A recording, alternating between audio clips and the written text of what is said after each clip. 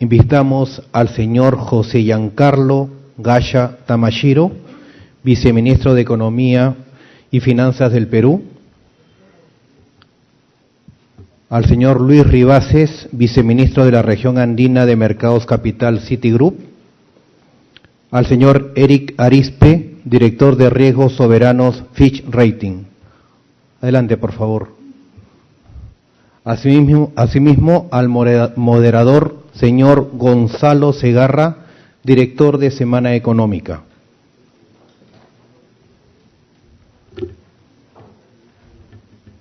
Sí, por favor.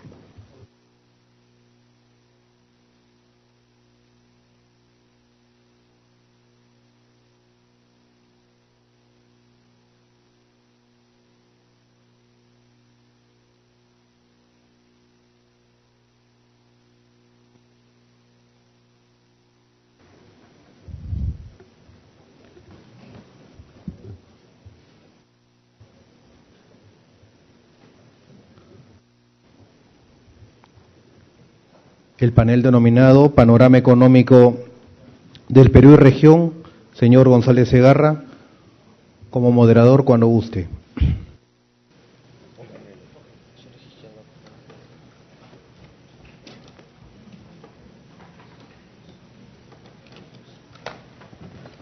Sí.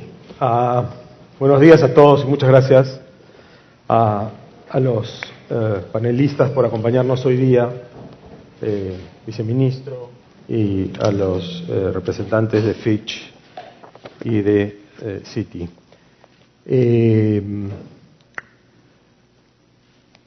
No sé si prefieren, van a hacer presentaciones en PowerPoint, ¿verdad? Entonces mejor comenzamos con las presentaciones y después tenemos un breve intercambio de ideas.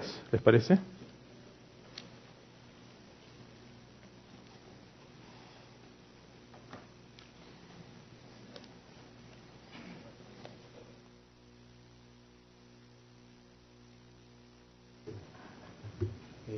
Buenos días, muchísimas gracias al Council of the Americas y a la Cancillería por la invitación y la organización del evento. Vamos a hacer una pequeña presentación sobre la situación y las perspectivas económicas del Perú.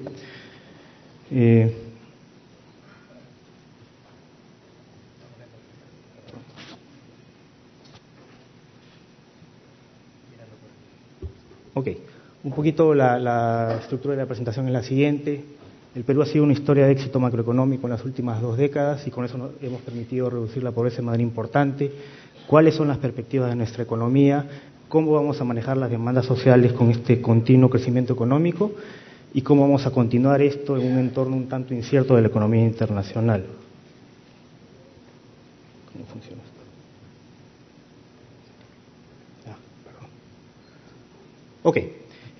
Como podemos ver en algunos cuadros y gráficos de la presentación, el Perú ha sido uno de los países más exitosos en términos de desempeño macroeconómico en las últimas 2 décadas.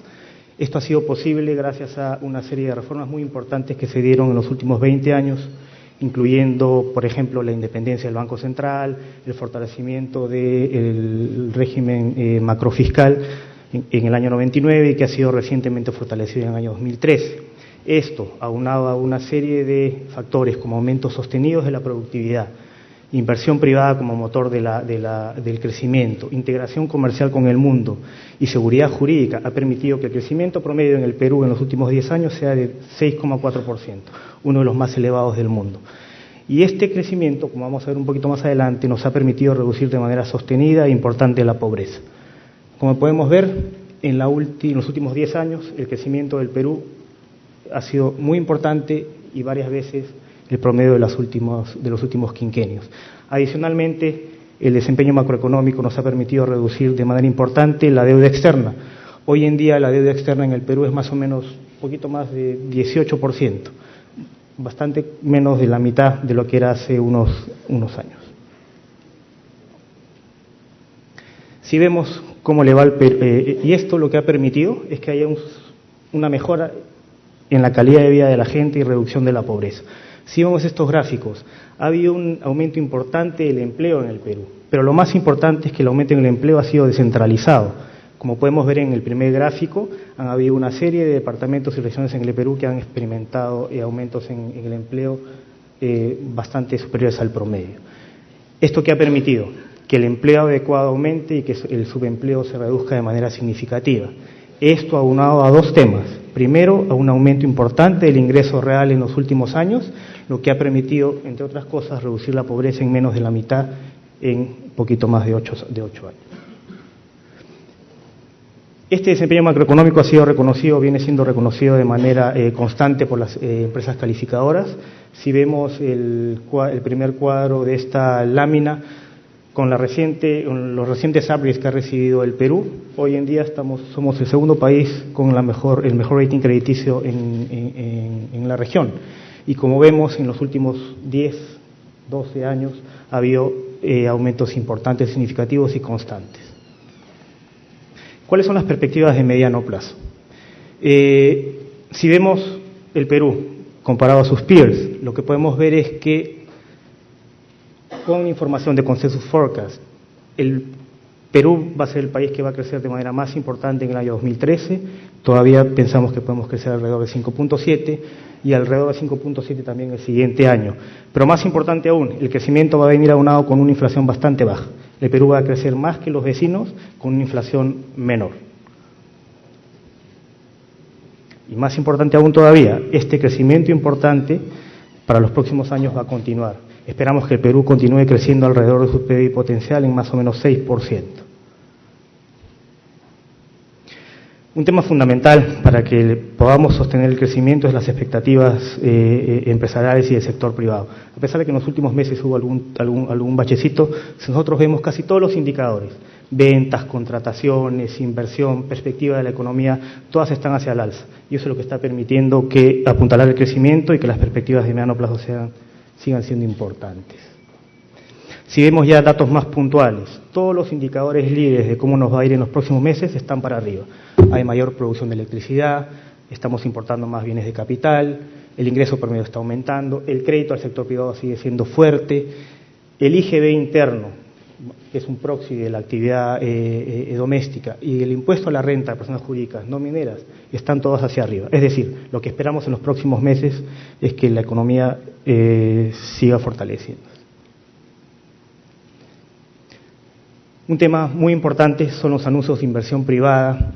Desde diciembre del año pasado al último dato que tenemos en septiembre, ha habido un incremento de más o menos del 20% de anuncios de inversión privada que suman alrededor de más o menos 45.000 en este momento. El Perú es uno de los países que recibe más inversión directa extranjera en la región. ¿Qué es lo que ha hecho posible que continuemos con este crecimiento económico importante? Estas son una de las cuantas reformas que ha venido impulsando el gobierno en los últimos años. Ha habido un fortalecimiento de la SUNAT, se ha reformado el sistema privado de pensiones, hemos fortalecido y reformado el mercado de capitales. Una ley muy importante que se pasó hace algunos meses es la reforma del servicio civil y hemos modificado en parte y vamos a continuar fortaleciendo todo el proceso de contrataciones y procurement del Estado. Ahora, ¿qué es lo que nos ha permitido este crecimiento económico importante? Una serie de cosas. Reducir la pobreza, pero si vemos este cuadro es súper interesante. Al Perú le va bien en doing business, o sea, es relativamente fácil hacer negocios en el Perú.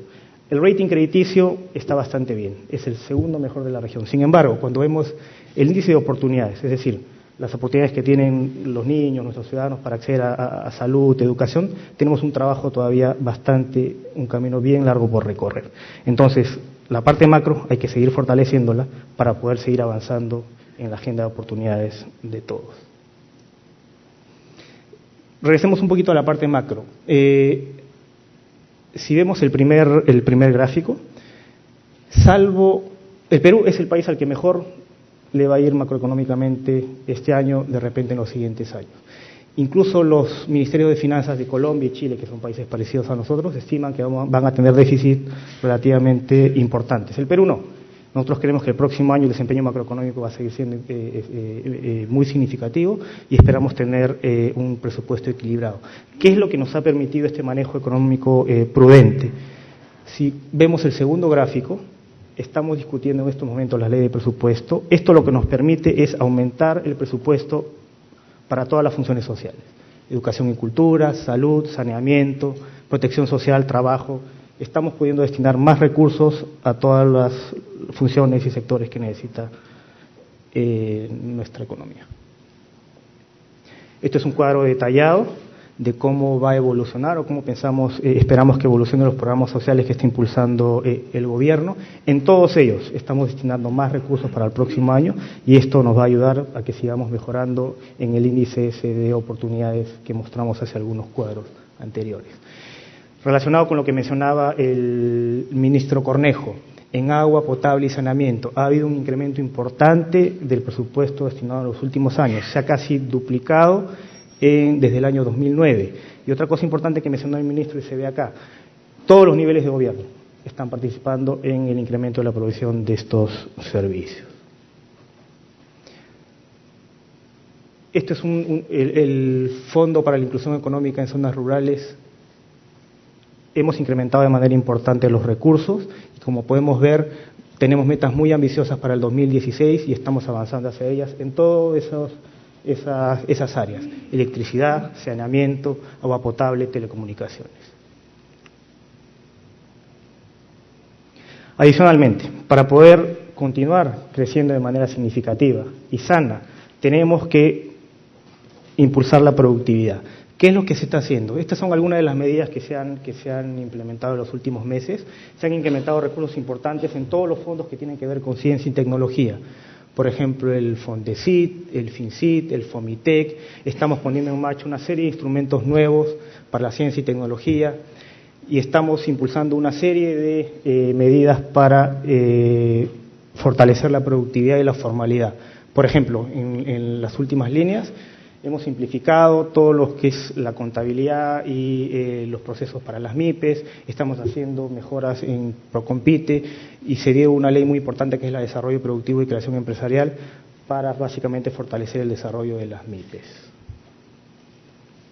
Ahora, para continuar con esta agenda de mejora en la inclusión social, lo que tenemos es que continuar con políticas macroeconómicas prudentes.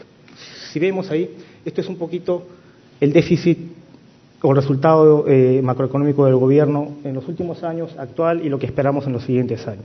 Como podemos ver, la situación macroeconómica del Perú es súper sólida. Esto nos va a permitir continuar con la agenda que mencionamos hace unos momentos. Sin embargo, el mundo todavía es relativamente incierto. Gracias a Dios, el Perú tiene una serie de buffers que nos están permitiendo y nos van a permitir enfrentar de manera exitosa cualquier tipo de shock externo adicional que aparezca. Como podemos ver, las reservas internacionales del Perú con respecto a los pares es bastante superior. La deuda pública, esa es la deuda bruta, está alrededor del 18%. La deuda neta, descontando todos los activos que tiene el Estado, es alrededor de 3%. Más aún, la deuda de corto plazo, que es la que nos puede impactar inmediatamente, es una de las más bajas en los emerging markets en general. Esto es un dato bien interesante. Lo que le pase macroeconómicamente al Perú y a países similares va a depender mucho de lo que pueda pasar en la China. Un reciente cálculo del Fondo Monetario ha estimado que si la reducción del crecimiento de China se disminuye más o menos de manera permanente de 10 a 7.5, el Perú va a ser uno de los países en el mundo menos impactados. ¿Por qué? Porque hemos diversificado bastante bien nuestros socios comerciales y nuestra canasta de productos exportables. Ahora, hemos avanzado bastante, como mencionamos hace un rato, la situación macroeconómica es bastante buena, el rating crediticio también, pero tenemos toda una agenda que seguir para continuar mejorando el tema de las oportunidades. Tenemos que continuar creciendo con inclusión social, tenemos que apuntar a los temas de educación, salud, nutrición, tenemos que cerrar las brechas en todo sentido, tenemos que continuar diversificando nuestra economía y tenemos que continuar con reformas que son prioritarias. En los siguientes meses tenemos que continuar con las reformas de descentralización, seguridad e informalidad. Y esto nos va a permitir continuar con los progresos que hemos experimentado en los últimos 20 años. Muchas gracias.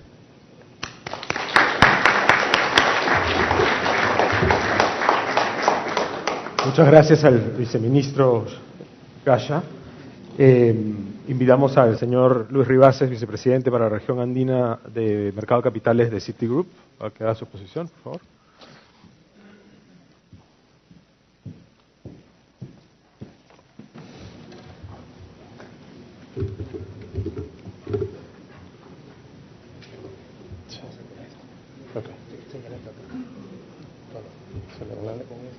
Sí.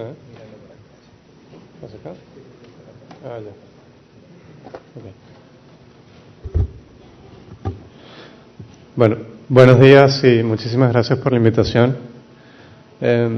Siguiendo un poco la línea del viceministro, la intención que teníamos con esta presentación era darles un panorama de cómo estamos viendo el mercado internacional, que sin duda alguna, digamos, la situación económica adversa que enfrenta los Estados Unidos y la Unión Europea, de alguna manera han beneficiado a los países latinoamericanos, toda vez que se han convertido en un refugio para la inversión de todos estos grandes asset managers que existen en estos países.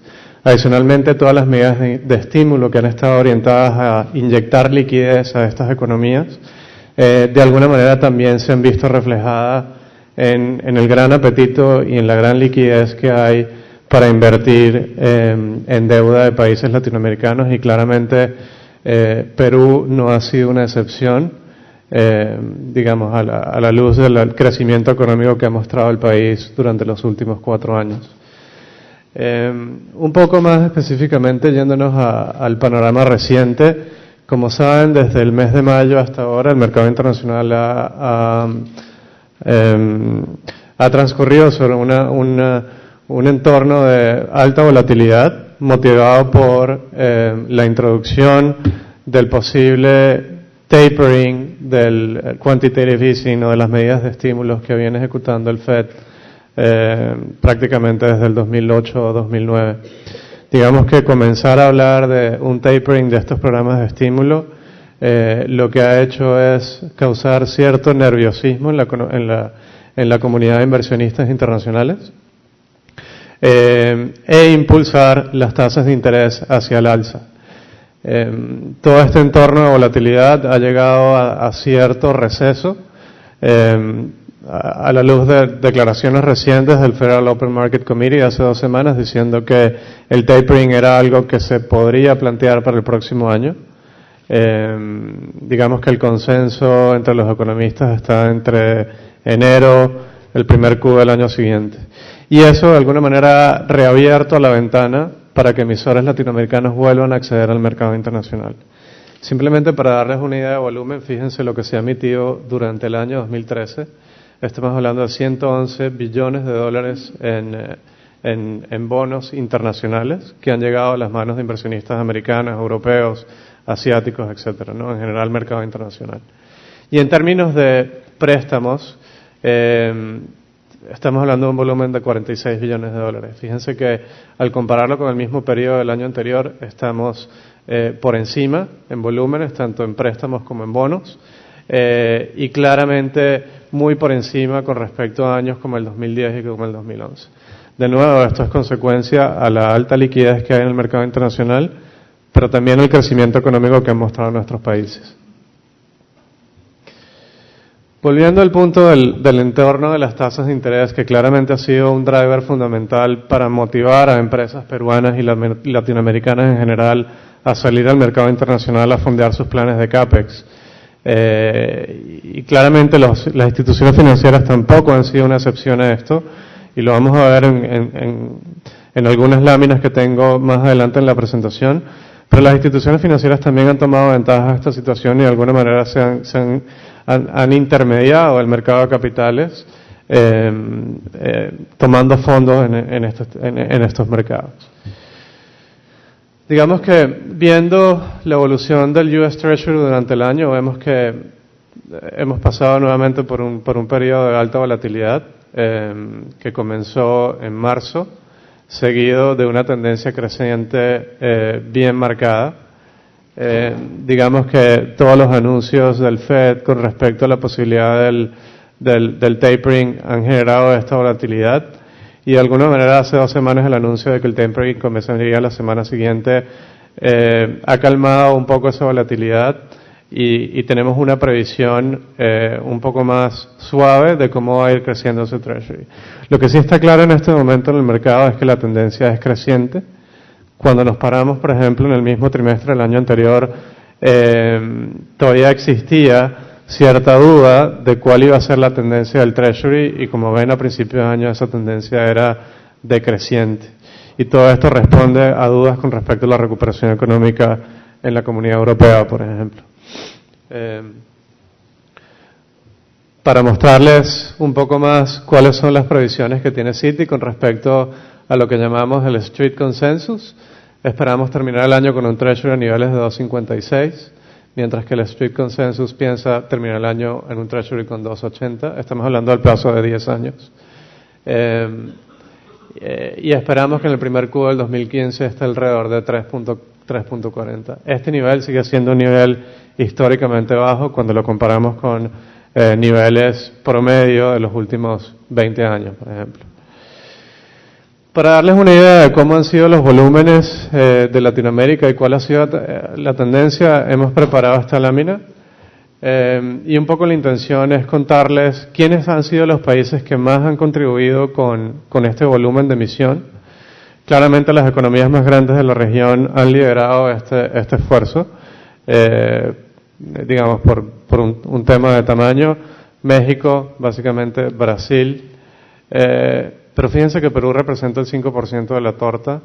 Esto es en volumen, realmente. Cuando uno mira la cantidad de emisiones que han salido, si viéramos este pie por cantidad de emisiones, muy probablemente Perú representaría un tamaño mucho más grande de la torta. En términos de tipo de emisores, vemos que ha sido liderado en un 60% por el sector corporativo, un 19% por el sector financiero y un 21% por el sector soberano. Este gráfico es bastante interesante porque si nos paráramos hace 10 años, muy probablemente el 80% de este pie estaría liberado por los soberanos. Y la razón es que el mercado internacional es necesario tener cierta masa crítica para que el título tenga liquidez, para poder cubrir ciertos costos fijos asociados a la emisión de un título. Y de nuevo el crecimiento económico en la región se ve reflejado en que existe un universo mayor de emisores con potencial a salir al mercado internacional.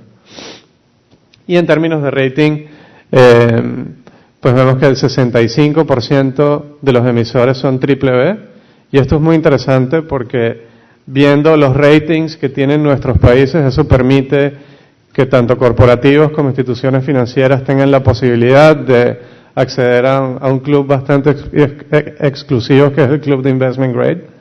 De nuevo, si volviéramos a este gráfico de Latinoamérica hace 10 años, pues muy probablemente este 65% estaría en calificaciones de high yield. En términos de moneda, el dólar pues claramente lidera el apetito en este momento en el mercado, básicamente por todo el programa de estímulo del Fed, que ha inyectado muchísima liquidez al mercado. Y en términos de plazos vemos que el sweet spot está en este plazo entre 7 y 10 años, seguido por el plazo entre 2 y 7 años. Como les comentaba, las instituciones financieras en la región se han convertido en los emisores recurrentes hoy por hoy, después de 4 años. Y de nuevo, hace 10 años estos emisores recurrentes eran típicamente los soberanos. Esto tiene, en mi opinión, 2 razones. La primera razón es que la mayoría de los países investment grade de la región han logrado desarrollar un mercado de capitales local muy profundo que les permite tomar fondos de ese mercado para satisfacer sus necesidades de fondeo con mayor recurrencia. Y eso obviamente ha sido también un contribuidor al rating que tienen los países porque se están empezando a financiar en su moneda natural. Y el otro, nuevamente, que ya lo he venido mencionando, es un tema de masa crítica. Los bancos han logrado tener un rating y han logrado tener un tamaño que les permite tomar fondos para poder satisfacer sus necesidades de fondeo. Y al final del día esa labor de intermediación se ve reflejada en el crecimiento económico del país porque logran financiar planes de CAPEX en el sector corporativo. Aquí quería mostrarles un poco la evolución del rating, que el viceministro lo mostraba en una de sus láminas, pero como les decía anteriormente, esto para nosotros consideramos que es un driver fundamental del volumen de emisiones que hemos visto en el mercado internacional por el lado de los emisores peruanos. Y claramente la evolución del Credit Default Swap, que de alguna manera mide la prima de riesgo que tiene el país con respecto al US Treasury, podría decirse, ¿no? Esto puede ser una buena medida de cómo el mercado percibe el riesgo intrínseco que tiene el soberano peruano. Claramente una combinación de bajos niveles de riesgo intrínseco del mercado peruano con un nivel de Treasury relativamente bajo es un incentivo adicional para que los corporativos y las instituciones financieras y el gobierno mismo salga a financiarse en el mercado internacional. Y aquí quería mostrarles 3 gráficos. Esto es básicamente todas las emisiones que han habido de emisores peruanos desde el año 2009 hasta el 2011. Básicamente en el eje Y lo que tenemos es el volumen, o sea, el tamaño de la emisión, que claramente está liderado por el soberano. Y en el eje X tenemos la fecha en la cual han salido todos estos corporativos. Solamente en estos 2 años salieron 21 transacciones al mercado por un total de 10.5 billones de dólares. En el 2012 y en el 2013 no fueron años excepcionales al anterior. Fíjense que en el 2012 hubo un total de 10 transacciones por un total de 3.7 billones de dólares. Y este año ha sido un año sin precedente. Hemos visto 17 transacciones, de hecho son 18 porque ayer salió otra, pero lamentablemente la presentación ya estaba hecha. Por un total de 6 billones de dólares. Más importante que los volúmenes y el tamaño de transacciones es ver un poco la diversidad que hay de emisores. O sea, tenemos todo tipo, aquí tenemos desde el soberano hasta instituciones financieras, cuasi soberanos como Fondo Mi Vivienda, que fue una emisión inaugural que se hizo este año, compañías pesqueras, realmente la diversidad de industrias que ha logrado tomar ventaja de la situación del mercado internacional para Perú específicamente ha sido impresionante.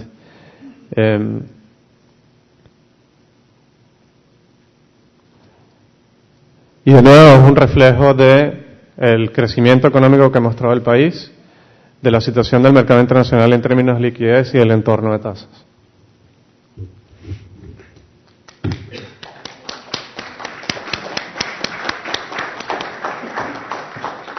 Muchas gracias a Luis Rivases por su exposición.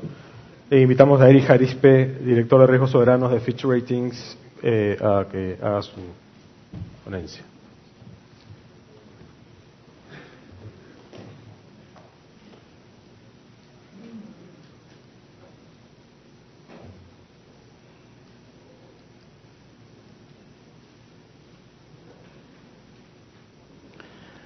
Muy buenos días. Primero que nada, agradecer al Consejo de las Américas, al Ministerio de Relaciones Exteriores y a las autoridades presentes por darnos la oportunidad a Fitch Ratings a brindar nuestra visión sobre la historia de Perú. Una visión un poco particular porque lo hacemos desde un ángulo de la calidad crediticia. Y aunque se habla mucho en la prensa y a todo nivel de la calidad crediticia, a veces se confunde con otro tipo de riesgo. La calidad crediticia, en resumen, mide la capacidad y voluntad de pago del soberano, es decir, en este caso del gobierno de Perú. En ese sentido, pues, nosotros hemos elevado la calificación de Perú de BBB a BBB+, como mencionó el viceministro, es la segunda o comparte el segundo lugar junto con México en la escala de calificaciones en América Latina. Si tenemos que pensar entre toda la maraña y ola de números que vamos a ver a continuación, si es algo que quisiera transmitir en esta presentación, es que este aumento en la calidad crediticia de Perú en los últimos años se puede resumir tal vez con un concepto que se llama flexibilidad. ¿Por qué flexibilidad? Porque Perú tiene la flexibilidad, dadas las características de su economía, de afrontar desafíos en el orden externo, con un panorama todavía incierto y con ciertos riesgos que presentan al cambiar un poco la postura de políticas tanto fiscales y monetarias en el mundo desarrollado. Y también flexibilidad, para afrontar los retos que Perú tiene a futuro. La calificación mide un aspecto de la historia peruana y de todo el avance que ha tenido el Perú en estos años. Pero, dada este mismo enfoque, pues tenemos que todavía el Perú tiene algunos desafíos pendientes y creemos que el país en este momento tiene la flexibilidad para afrontarlos en el mediano y largo plazo. Grado de inversión. El Perú accedió al grado de inversión en el año 2008, justo antes de la crisis financiera global. Desde entonces, tal vez ha sido el soberano en grado de inversión que ha avanzado de forma más acelerada. Vemos aquí que el Perú comparte grado de inversión con otros 8 soberanos en América Latina, otros 8 países, lo cual demuestra que las circunstancias externas han sido buenas en general para la región, pero este avance más rápido de Perú pues señala un poco que en el país se ha aprovechado estos años de bonanza. Muchos hablamos de la crisis financiera global que lleva 5 años, pero a pesar de que ha habido periodos puntuales donde las cosas se han puesto difíciles, ya sea para materias primas, monedas o mercados financieros, pues ha sido una crisis bastante buena para mercados emergentes, por los flujos que mencionaba el presentador que me antecedía, pero también por los precios de materias primas. Entonces, estos son los factores que tenemos por qué Perú ha avanzado dentro de la escala grado de inversión y ahora tiene una calificación que está al tope de la categoría BBB. Tal vez más allá de la solvencia fiscal y externa que demuestra el país, un tema que vale la pena recalcar, y nosotros tratamos de hacer hincapié en esto, es el historial de consistencia y credibilidad de las políticas económicas. Muchas veces se relaciona a Perú y a la región con una historia de materias primas, y no se puede negar, dadas las características económicas, pues las materias primas en la región juegan y van a jugar un papel importante en cómo nos vaya a nivel global. De todas formas, lo que para nosotros importa, nuevamente desde el punto de vista de una calificadora, es qué se ha hecho y qué se va a hacer con esa bonanza. Y dentro de eso, pues, hemos visto que el Perú ha creado un marco de políticas que reduce sus vulnerabilidades y crea las condiciones para un crecimiento que sea sostenido, volátil y con estabilidad financiera y macroeconómica. Del lado de las cuentas externas, nosotros sabemos que el Perú tiene sus características como un exportador de materias primas, o sea, bastante dependiente de precios internacionales. Sabemos que el Perú todavía tiene un nivel de dolarización importante, aunque descendente. Sabemos que existe una participación de extranjeros muy importante en el mercado de deuda soberana local y sabemos que en los últimos años, como mencionaba también en la presentación anterior, el Perú ha aumentado su endeudamiento en el sector privado, en mercados externos. Es por eso que la política o el resultado de las intervenciones de los aceros de política en Perú crean una posición de liquidez externa sólida, es decir, la acumulación de reservas internacionales que en Latinoamérica se ha debatido mucho en los últimos años por sus costos relacionados, pues en el caso de Perú tiene sentido. ¿Por qué? Porque le da respiro, flexibilidad a la economía. Y vemos del lado derecho que del lado del soberano, es decir, el gobierno, se ha convertido en un acreedor externo neto sólido, el segundo en la categoría BBB, es decir, que los activos en moneda extranjera son mucho mayores y superan de forma confortable a los pasivos o deuda externa del país. Esto, si le sumamos que la tasa de cambio en los últimos años ha ido demostrando gradualmente un poco más de flexibilidad, dado a que la dolarización ha bajado, pues le daría al Perú una herramienta más para absorber choques externos, dado todavía el panorama incierto. Nuevamente, flexibilidad del lado de la política fiscal. Solamente hay que concentrarse tal vez en el periodo post-crisis financiera global, o ya que seguimos en crisis post el colapso de Lehman. Entre el 2009 y el 2012 el Perú ha sido el país, no solamente en la categoría BBB, sino inclusive en categorías superiores, que ha aprovechado para sanear las cuentas fiscales, generar superávits consecutivos por 3 años y reducir la deuda de forma importante. ¿Esto qué significa? Que en caso de que la economía necesite un impulso extra, una respuesta a eventos externos, pues se tiene la capacidad de hacerlo sin poner en tela de juicio la sostenibilidad de las cuentas fiscales. Y no solamente eso, o sea, el gobierno se ha movido para adelante en hacer las reformas estructurales del lado de las finanzas públicas. Ya Perú puede planear a largo plazo. ¿Por qué? Porque con la modificación de la Ley de Transparencia y Responsabilidad Fiscal se crea un marco de que el Perú va a hacer planeación a largo plazo con ingresos estructurales, es decir, ingresos que no dependan necesariamente de los subas de materias primas o del crecimiento arriba de la tendencia de Perú. Entonces, siguiendo la conversación que hemos tenido esta mañana, podemos pensar que el Estado, el gobierno, tiene la capacidad de afrontar estos retos tan importantes del lado social, ya planeando con una base de ingresos que no va a depender necesariamente de los vaivenes de la economía mundial o del crecimiento en Perú. Tenemos que repetir lo que se ha mencionado varias veces esta mañana, y es que Perú no solamente ha crecido de forma alta y sostenida, sino de forma superior a países con similar calificación. Y claro, hay un motor de consumo muy importante dado a la mejora en la composición de los estratos sociales aquí en Perú, con una clase media creciente, sino también una historia de inversión. Y esto es diferente a algunas otras historias de éxito en América Latina, que han sido impulsadas mucho por el consumo. En el Perú se han tenido los dos motores y creemos que a futuro, manteniendo la confianza del sector privado y dado el espacio fiscal que tienen las cuentas públicas para mejorar los niveles de inversión, pues podríamos tener que niveles de inversión son bastante saludables para mantener un crecimiento arriba de la tendencia de América Latina. Tal vez un par de tablas un poco difíciles de comprender, pero el mensaje es que este crecimiento no ha sido volátil, la inflación se ha mantenido baja y tampoco ha sido volátil, y la tasa de cambio también se ha mantenido menos volátil que otros países con cualificación similar o superior. ¿Qué nos dice esto de la volatilidad? Que existe un manejo macroeconómico, tanto de políticas fiscales, monetarias y financieras, que dan previsibilidad, que no se tiene el conocido crecimiento, vuelo de gallina que había en otros países de América Latina, donde se crece a tasas sorprendentes un año y luego se cae en desaceleraciones que pueden durar otro par de años. Esto es positivo obviamente para la economía y refleja la calidad del manejo macroeconómico, y evitando también que surjan riesgos del lado del sector financiero.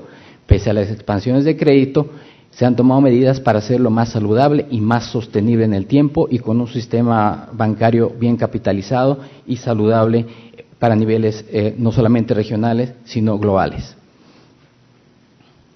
Pero en toda historia pues hay ciertas luces amarillas, ¿no? Si nosotros hablamos a nivel internacional un déficit de cuenta corriente de 5%, que es lo que estimamos para Perú este año, pues se pueden prender unas luces de alarma, pero ahí hay que mirar tal vez un poco detrás de los números también y ver qué está pasando. En la región, en América Latina, todos los países van a experimentar déficits más altos este año de cuenta corriente, y esto se debe, claro, a la caída en los precios de materias primas, y que, como en el Perú, algunos países mantienen un ritmo de demanda doméstica importante. Pero en el Perú también se tiene la historia de un ciclo positivo de inversión.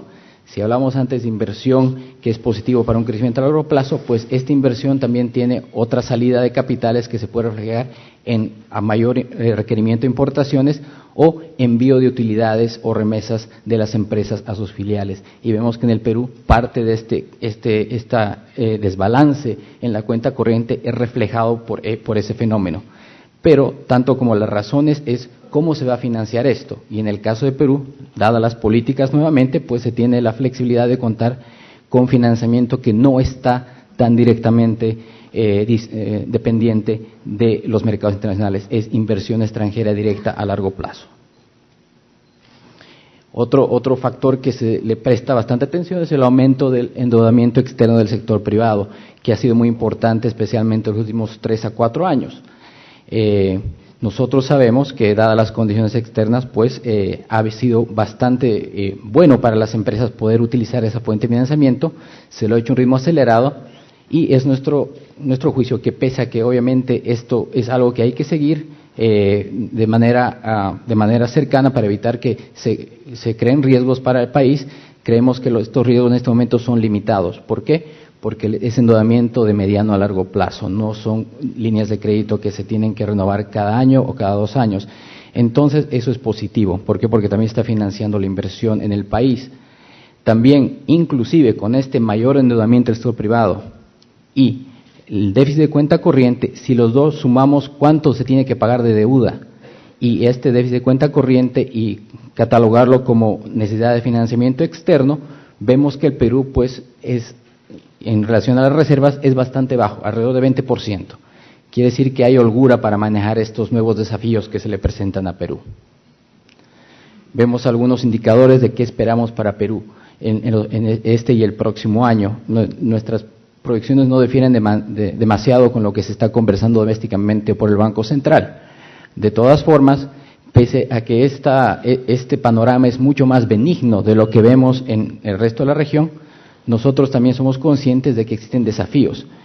Y hablando un poco más de qué reflejan las calificaciones, pues estas miden factores macroeconómicos que hemos visto de Perú, que son bastante buenos, factores fiscales, factores externos, donde también hemos visto que el país tiene holgura, y factores estructurales, que vamos a ver a continuación, donde representan esfuerzos y cambios que son más a mediano y largo plazo. Vemos el ingreso per cápita, por ejemplo. El ingreso per cápita de Perú ha crecido mucho más rápido en términos reales, pero todavía mantiene una brecha importante con países inclusive con similar calificación.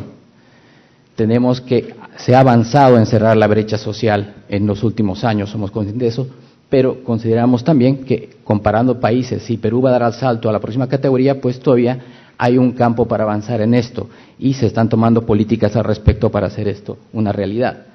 Pero tal vez el factor que es más difícil, y no solamente es una política de gobierno, sino de Estado, es cómo reforzar las instituciones en el Perú, ¿no? En el Perú se ha hablado de reforzar las instituciones en diferentes aspectos. Primero, para prevenir conflictos sociales, para mantener el consenso de política económica, cómo hacer estas instituciones más transparentes, más efectivas, que puedan resolver los problemas que el Perú tiene que enfrentar en el corto y en el largo plazo. Entonces, si vemos los avances que Perú ha tenido en los últimos 10 años, los avances en las líneas como Estado de Derecho y eficacia del gobierno no han ido de la mano lo que deberían, al ritmo que deberían ir para avanzar y acercarse a países con similar calificación en este momento. Entonces existe ahí una necesidad de avanzar.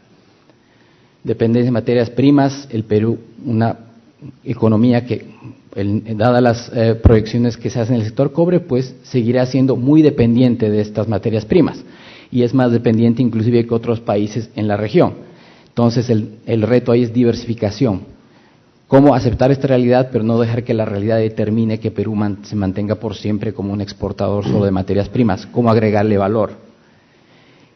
Y ahí tenemos que, pese inclusive a esta expansión de las materias primas, pues la economía peruana es relativamente cerrada a países ya de grado de inversión y categorías superiores.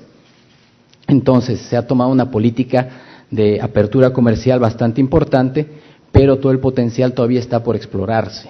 ¿Por qué? Porque hay muchos mercados todavía que el Perú podría exportar no tradicionales que tal vez no están siendo explotados, como se dice, de la forma de todo su potencial. Y en parte eso tiene que ver con competitividad. Y con esto terminamos diciendo que el elefante en el cuarto para toda América Latina, no solo para Perú, es la infraestructura, ¿no? Se ha avanzado mucho en políticas económicas, mucho en capacidad de prevención para shocks externos, pero la infraestructura todavía es una tarea pendiente para Perú y otras economías. Nuevamente, la noticia buena para Perú es que hay flexibilidad del lado fiscal, de políticas públicas, y también se ve de consenso político para afrontar estos desafíos y que Perú pues, pueda mejorar más allá solo de la calificación, sino que tengamos unos indicadores sociales también que estén a la altura de todo el desarrollo que Perú ha vivido en los últimos años. Muchas gracias. Muchas gracias a Eric Arispe por su exposición. Bueno, tenemos muchas preguntas y muy pocos minutos, así que creo que solo me va a dar tiempo para hacer una pregunta a cada uno de los expositores. Obviamente, los otros, si quieren complementar alguna respuesta, son libres para hacerlo. Mi primera pregunta era, viceministro, para usted. Ayer nos sorprendió el BCR bajando la tasa. Y claro, ha venido, como usted mismo mencionó, la confianza empresarial bajó y eso pues se demora como unos 2 meses en reflejarse en inversión privada, que también empieza a bajar y está previsto que baje respecto de los índices de años anteriores. A la vez, el crecimiento del tercer trimestre fue hasta cierto punto decepcionante. Entonces, hay todas las previsiones de que el último trimestre es el que tiene que impulsar, digamos, para lograr el promedio que nos permita llegar a la meta. Y me preguntaba hasta qué punto ha sido una medida, esta sorpresiva baja de la tasa, no sé si no quiero usar la palabra desesperada, pero angustiada el BCR para poder alcanzar ese índice.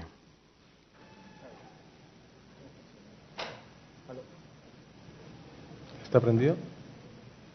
Sí, ¿Está prendido? ¿Aló? Sí, Sí. está. No, básicamente nosotros esperamos que el desempeño en el último trimestre y los siguientes trimestres del próximo año sea bastante bueno. Básicamente apuntalado por un mejor entorno externo, por una serie de proyectos mineros importantes que van a entrar en producción pronto, en los siguientes meses, por proyectos de infraestructura también importantes y por la recuperación de las expectativas. Yo creo que el Banco Central ha visto claramente que las expectativas de inflación están bien ancladas, la inflación va a estar dentro del rango meta del banco y lo único que ha hecho es dar una señal que está apuntalando el crecimiento que va a ser importante en los siguientes trimestres.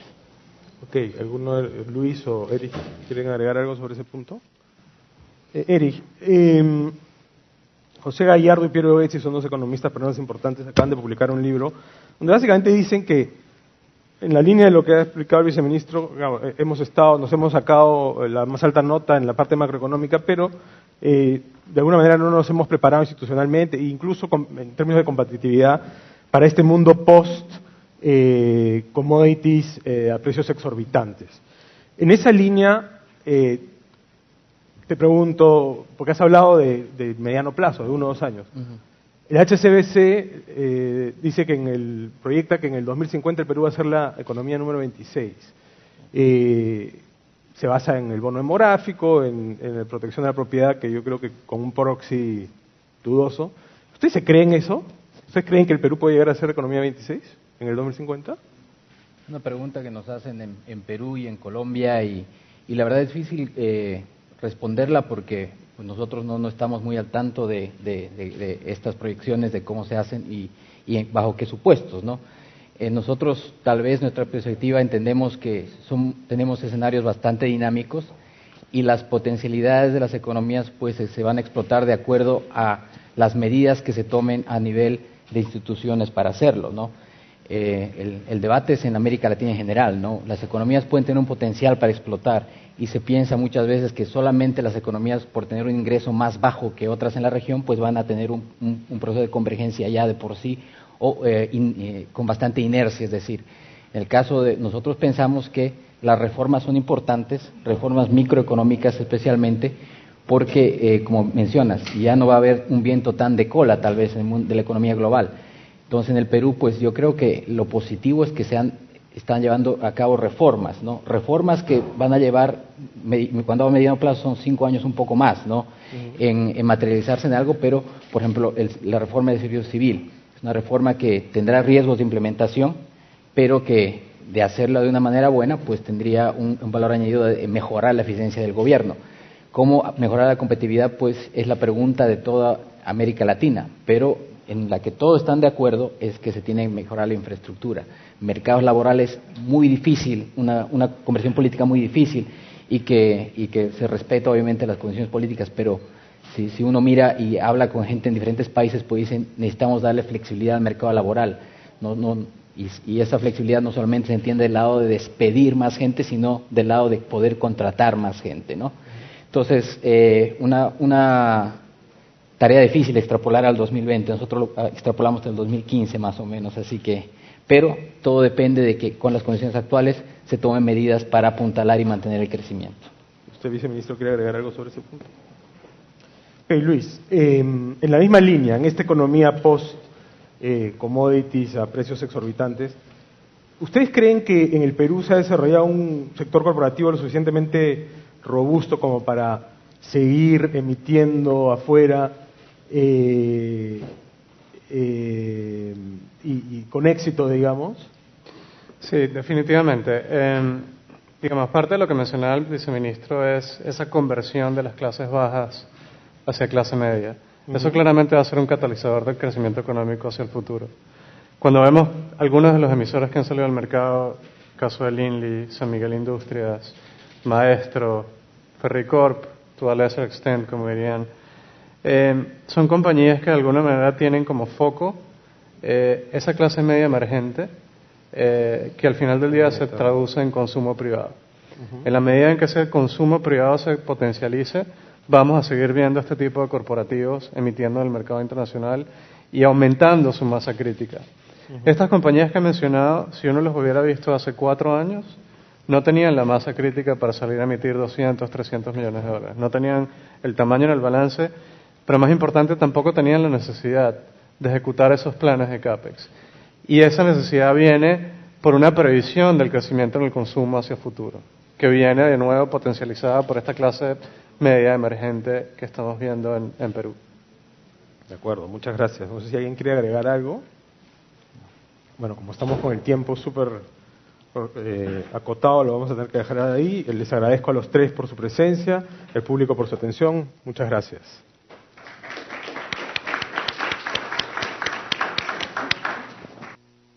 Muchas gracias. Damas y caballeros, la 8ª conferencia